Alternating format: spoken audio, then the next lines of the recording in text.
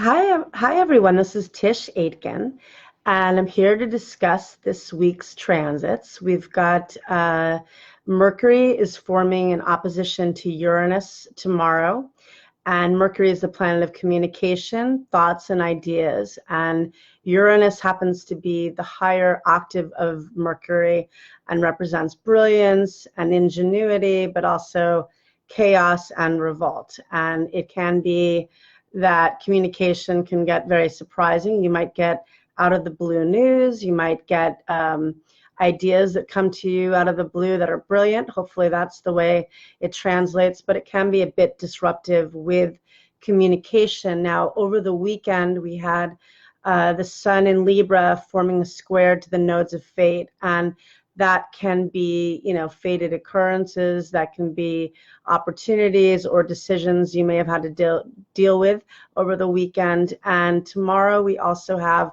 the sun in Libra forming a square with Saturn in Capricorn, and that can feel a bit restrictive. So Uranus is very much about, there's the hand, very much about freedom and about, breaking free from things and about thinking on your feet, which I'm trying to do right now. And I find often with both Uranus and Mars cycles, we can feel the energy a little bit before. So it becomes exact tomorrow, but you may find that energy now. And so the thing about Uranus is that people can act eccentric or unpredictable. So whatever you think it might be, expect it to be something else.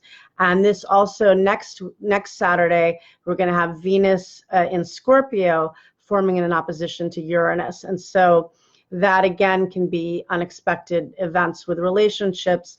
There can be breakups perhaps coming up with that, because there's going to be a full moon in Aries on Sunday that is going to oppose the sun in Libra. And so that, with the Venus opposite Uranus on Saturday, can bring a lot of disruptive energy around partnerships. Or it could be that with the full moon coming up, it's going to be a culmination of something you've been building on. But it's still really, I think, heightened energy, because we had Pluto stationed direct at 20 degrees of Capricorn on October 3rd. And we feel that energy 5 days before and 5 days after. So we're definitely still in that, heightened Plutonian energy. And now that Mercury is in Scorpio, where it's going to be until December 9th, it's really getting to the bottom of things and uncovering information, and very much the investigative part of Mercury in Scorpio, really getting to I think the through the darkness, but also for healing. And with Sun square Saturn tomorrow, that can be a restructuring energy. And I had a client over the weekend say she was dealing with some debt issues that she was dealing with for a while, and when Pluto stationed direct, she decided to take a totally different approach to it and feels a relief with that. And I said, well, that's very much in line with Pluto going direct and Saturn also, which went direct on September 18th, because they're going to meet up again. I'm going to be repeating this, as will other astrologers. They're going to meet up for a big conjunction for the first time in 37 years on January 12th. So we really want to get it together.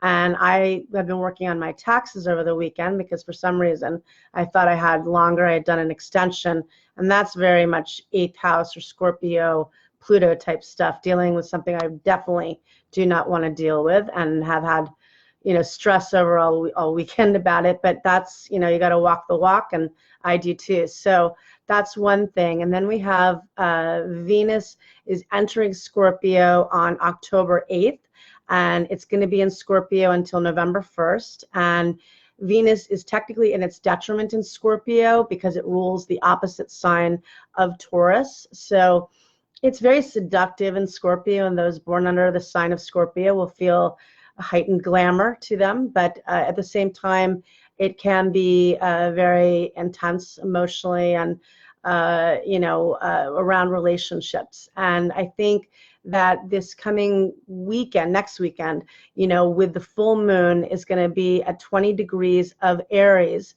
It has Pisces ascendant for the chart. And so Neptune rules the chart, and it is close to the ascendant. It's technically in the 12th house, which is the Pisces house, but it's close to the ascendant. And it's opposing the sun in Libra, in the 7th house of partnerships, and that's also at 20 degrees of cardinal. So, you know, it's again going back to this 20 to 23 degrees of the cardinal signs. And with that, again, there will definitely, I think, be some breakups or endings of things that aren't working, or hopefully some transformation, because both the sun and the moon will be squaring Pluto, which doesn't have to be an ending. It can, if anything, hopefully be a transformation of the partnership, of being valued and valuing others. And when the moon goes void on Sunday at 5:50, so the full moon will be at 5:08 p.m. Eastern Daylight Time, and when it goes void, it's going to be with an opposite. Sorry, the moon will square Pluto on Sunday at 5:59 p.m. So that's heavy energy, but again, you're realizing and figuring out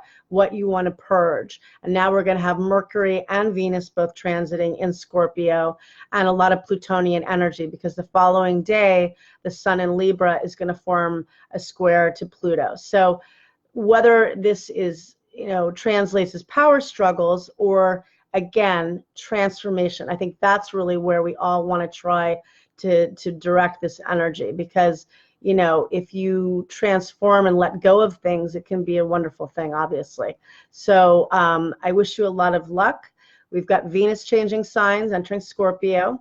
We've got an intense day tomorrow, so we might see on a world stage maybe some unexpected news gets uncovered, things with companies and government, but also in our own lives, we might get communication out of the blue, and we might also get flashes of brilliance and insight, and I hope that's the way it goes, and hopefully I get my taxes done. So I wish you a lot of luck, and thank you very much. Take care.